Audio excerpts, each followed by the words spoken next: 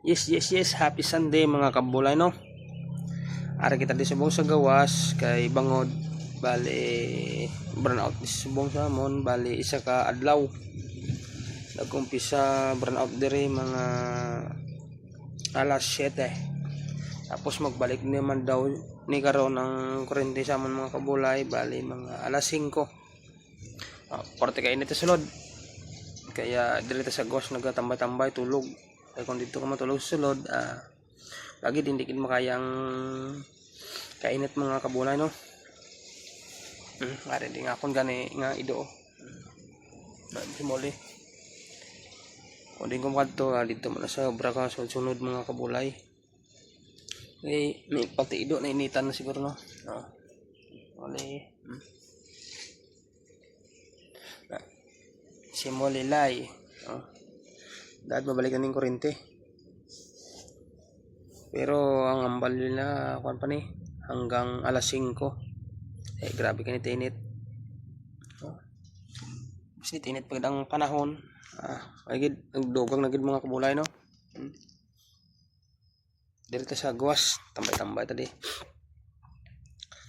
Kay kun dito sulod ay gid mahimo. Okay mga kabulay. Grabe kainit. Halingin sa aga daw hindi ka mayo katulog kay nagasagon ng init. Kay ang kwan, ginot. Subong do ko naman kaulanon. Nakulan naman siya. Nagagumguom naman. Dugay pa maghapon na bi. Kay karon maghapon magrakat man ta sa Marbel. Kuha ta ka mga flowers ni Madam dito sa Marbel. Kay hakuton ta dalo naman dire. Tapos na ang Tinalak Festival. Do ko mga kabulay. Wagwan dila yaw kay grabe na ka. Hapo. Gua yang kuno.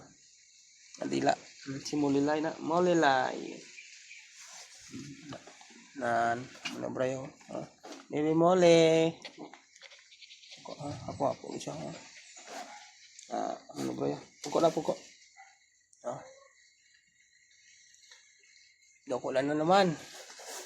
Hindi lang magulan kay Carlo naman ta magulan sini.